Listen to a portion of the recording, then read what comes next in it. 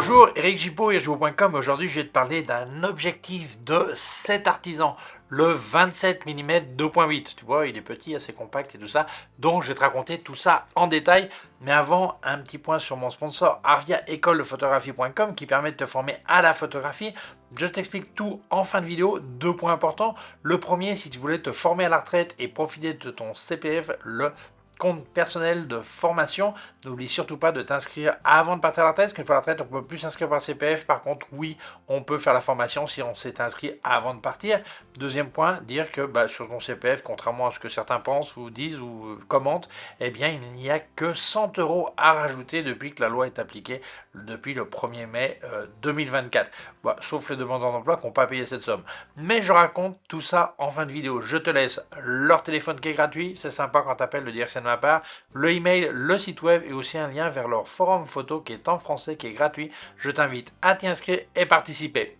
Allez, c'est parti! Alors je vais te passer des photos que j'ai fait avec cet objectif pendant la vidéo et je les remets toutes à la fin. Alors c'est marrant parce que cette focale 27 mm, c'est l'équivalent 40,5 mm en full frame. C'est donc une focale sur des APS-C.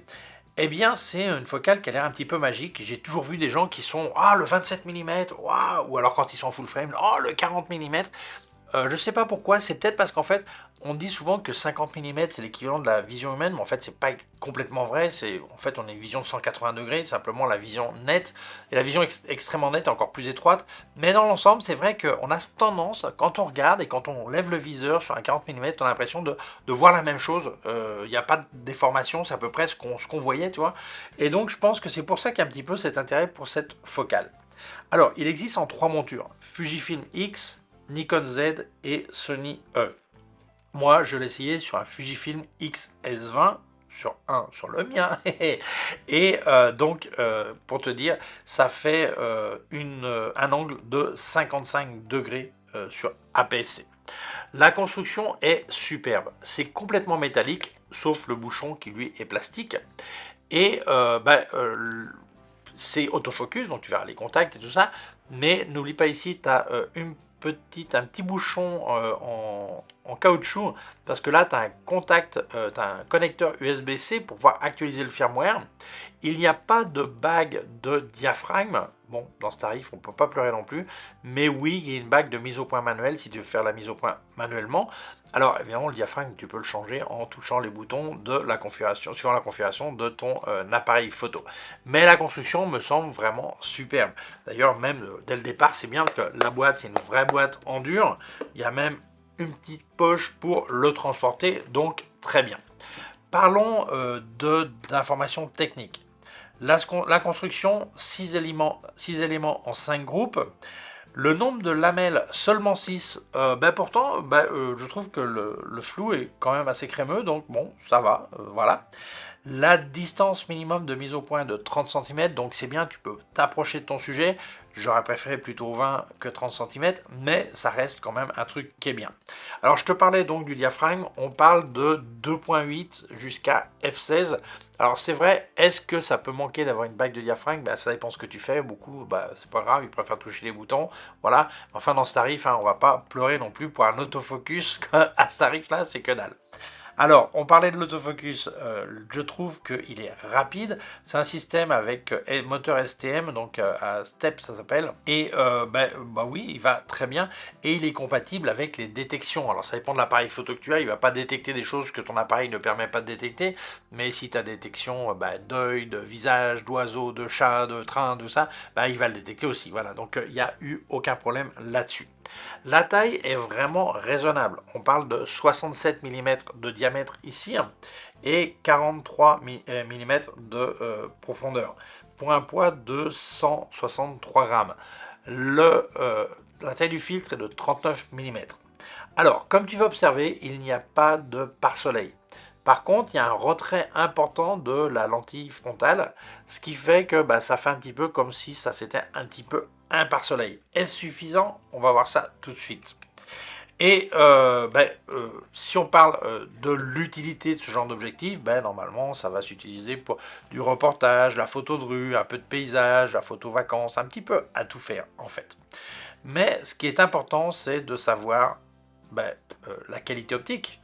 Alors, parlons de qualité optique, on va voir la mire. N'oublie pas que la mire, c'est ce qu'il y a de plus exigeant pour un objectif. Et ça ne veut pas dire que les résultats que tu vois, s'il y a des défauts, vont forcément se voir sur tes photos. Voilà. Mais bon, je préfère qu'on passe la mire, comme ça, on est au courant de ce qu'il y a vraiment. Alors, si jamais tu voulais me filer un coup de main, moi aussi je peux t'aider puisque j'ai activé la zone membre de ma chaîne. Là, je parle pas matos, je parle uniquement technique photographique, conseils, astuces, tout ça. Il y a un bouton qui dit rejoindre dessous pour que tu aies accès aux vidéos exclusives pour les membres. En description, j'ai aussi des liens affiliés. Merci de les utiliser. Et n'oublie pas, si tu achetais chez Digiphoto, ça serait vraiment sympa, comme à l'écran. Là où ça marque code créateur, si tu marques Gibo, eh bien, ça me file un coup de main. Si tu as un code promo, il y a une case à côté qui est complètement compatible, qui dit code promo, eh bien, tu le mets là. D'ailleurs, je les partage régulièrement sur mes réseaux sociaux pour que tu puisses en profiter. Parlant de code promo, n'oublie pas, si tu utilises mon code ERIC10 pour acheter Luminar Neo ou Aperti de Skylum, tu as 10% de remise extra. Extra, c'est-à-dire en plus des offres qu'ils ont. Tu vois une super offre, eh bien tu mets quand même mon code et c'est encore moins cher pour toi. Mille merci parce que ça m'aide énormément. Continuons. On va regarder l'objectif sur la mire. Alors déjà, on voit que ça vignette un petit peu. Alors à droite, j'avais un petit peu moins de lumière, mais on voit de toute façon, oui, ça vignette. Et il y a une légère distorsion, des formations en forme de tonneau. On va voir le centre. Le centre est pas mal du tout, hein, à 2.8. Le bord, c'est pas parfait, mais c'est acceptable. Les coins, c'est pas trop mal. Ouais, non, c'est améliorable. Voilà, ok. On va partir sur F4. Donc on voit que le vignettage est en train de partir. Le centre, c'est vraiment pas mal, hein. Les bords, c'est pas mal. Coin, c'est pas parfait, mais c'est pas mal quand même, hein. Voilà. C'est pas, ouais, c'est quand même très acceptable. 5.6.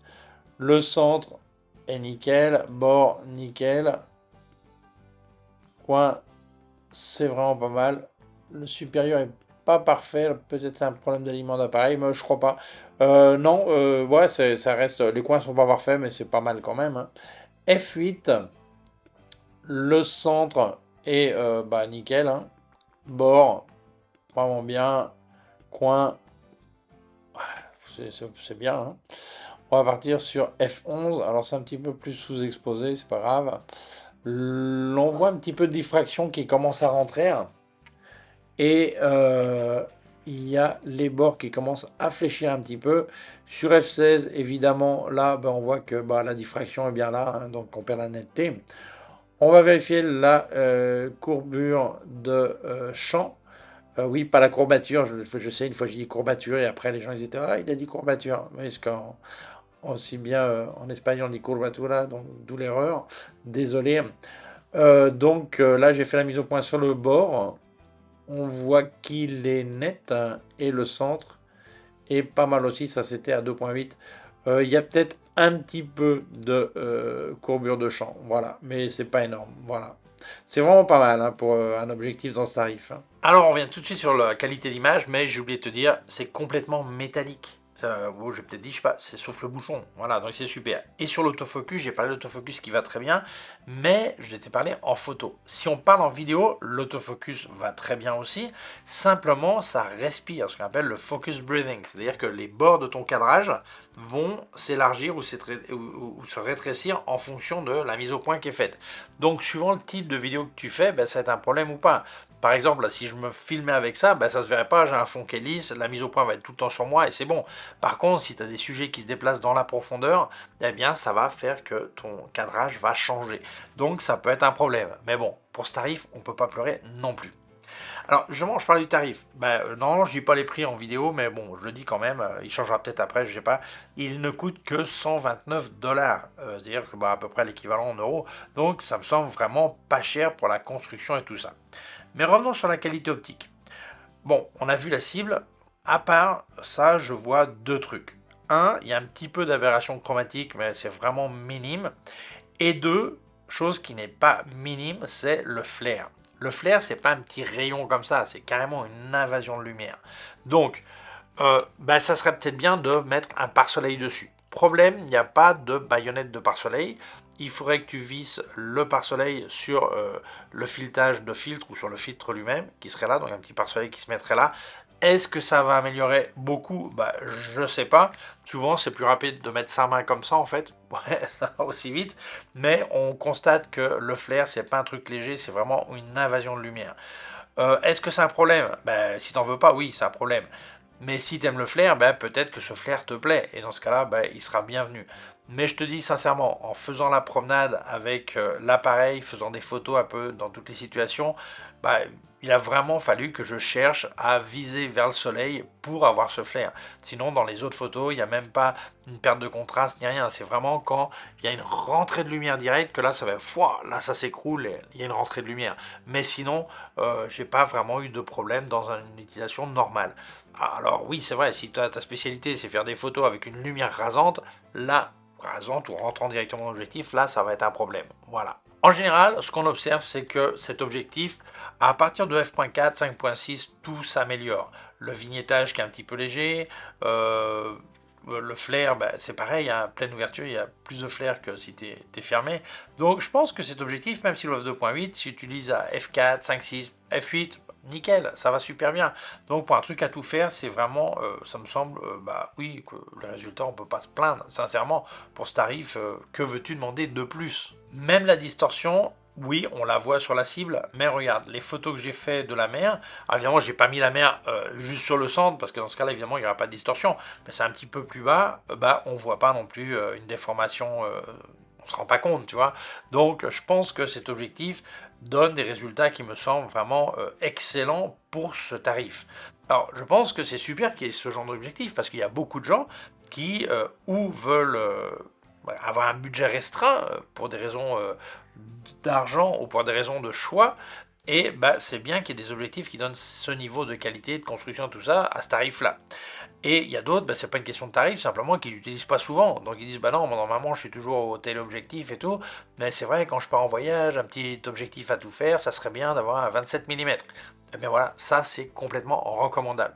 Alors je ne l'ai pas testé en comparaison avec celui que fait Fuji ou celui que fait Tête Artisan. Alors le Fuji je l'ai pas, mais l'autre oui je l'ai, mais je n'aime pas faire les tests à côté les uns des autres, parce que je pense que chaque objectif, c'est presque mieux de les regarder de manière individuelle et voir si ce qu'on voit c'est bon. Parce que sinon on fait des comparaisons qui sont pas forcément logiques. Mais en tout cas, la construction de celui-là est extraordinaire, me semble vraiment pro, quoi. Il n'y a pas de problème, voilà. Donc pour moi, c'est un objectif qui est complètement recommandable. Donc si jamais il t'intéressait, je te laisse un lien en description d'où est-ce que tu peux l'acheter. Eh bien voilà, merci cet artisan de m'avoir envoyé cet objectif, merci à toi d'avoir vu la vidéo, mais je veux dire merci à mon sponsor Arvia école de photographie.com qui permet de te former à la photographie à distance, mais ce n'est pas que de la théorie, tu as aussi des exercices pratiques à faire que tu devras monter sur leur plateforme, et ce sont des professeurs diplômés en photographie qui vont te corriger. D'ailleurs, tu as une réunion virtuelle de temps en temps avec ton prof qui dit ce qui va pas et tout ça, le boulot d'un prof, quoi, normal.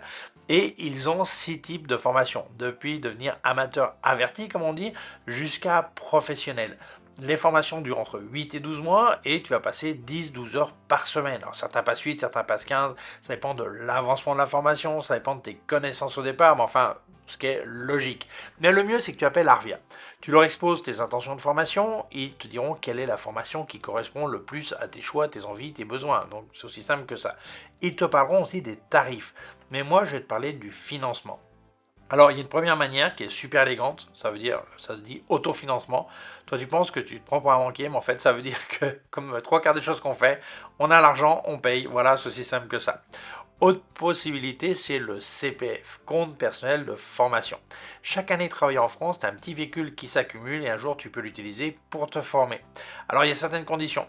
Si tu voulais te former à la retraite et profiter de ton CPF, simplement il faut que tu t'inscrives avant de partir à la retraite. Parce qu'une fois à la retraite, on ne peut plus passer par CPF. Il te restera la possibilité du cadeau de Noël ou de l'autofinancement. Mais sinon, oui, tu pourras faire la formation à la retraite si tu t'es inscrit avant de partir. Autre chose importante, la loi sur le CPF a changé il y a bien longtemps, elle est appliquée depuis le 1er 2024. Et oui, contrairement à certaines rumeurs, il n'y a que 100 € à rajouter à ton pécule CPF. D'ailleurs, si tu es demandeur d'emploi, tu n'as pas à payer cette somme. Donc, ça serait dommage d'avoir du pécule et ne pas en profiter.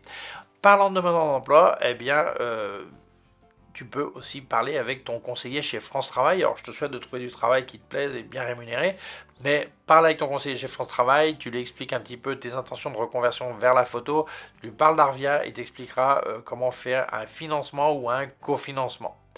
Eh bien voilà, je pense qu'il n'y a plus d'excuses pour ne pas se former à la photographie. Donc, merci Arvia de m'avoir sponsorisé la vidéo, mais j'oubliais, et tu partais un peu vite. Il faut que je te laisse leur email, leur téléphone, qui est gratuit. Quand tu les appelles, ça n'a pas d'intérêt de ma part. Le email, le site web et aussi un lien vers leur forum photo qui est en français, qui est gratuit. Je t'invite à t'y inscrire et participer. Et voilà, ce coup-là, c'est fait. Merci Arvia. Donc je te laisse, merci à toi d'avoir vu la vidéo. Si tu penses qu'elle peut intéresser d'autres personnes, je t'invite à la partager sur les réseaux sociaux. Si tu ne l'as pas encore fait, je t'invite à t'abonner à ma chaîne YouTube. Il y a un petit bouton par là, une clochette. Si tu appuies sur la clochette, tu recevras un avis quand je monte une nouvelle vidéo. Mon site web ericgio.com/fr pour la version en français. Mes cours de photographie en vidéo ericgio.com/fr/cours en ligne. Si tu as une quelconque question, tu peux laisser un commentaire dessous. Je te rappelle que j'ai activé la zone membre de ma chaîne. Là, je parle pas matos, je parle uniquement technique photographique, conseils. Il y a un petit bouton rejoindre sous la vidéo. Eh bien, tu cliques là et tu auras accès aux vidéos exclusives seulement pour les membres. Je te laisse aussi des liens affiliés en description. Alors, n'oublie pas, ça serait vraiment sympa si tu achetais chez Digitphoto, eh bien, comme à l'écran, là où ça marque code créateur, si tu marques Jibo, ça me file un coup de main. Si tu as une code promo, il y a une case à côté qui dit code promo, c'est complètement compatible. D'ailleurs, je les partage régulièrement sur mes réseaux sociaux pour que tu puisses en profiter. Parlant de code promo, n'oublie pas aussi que si tu achetais chez Skylum, c'est-à-dire Luminar Neo ou Aperti, tu as 10% de remise extra avec le code ERIC10. Extra parce que c'est en plus des offres qu'ils ont. Là où ça marque coupon ou code ou voucher, je sais plus quoi, tu mets mon code et là c'est encore moins cher pour toi. Donc profites-en. Mille merci parce que ça m'aide énormément. Je te laisse aussi un lien de mon compte PayPal au cas où tu veux faire un don. Merci beaucoup, prends soin de toi et à très bientôt. Ciao!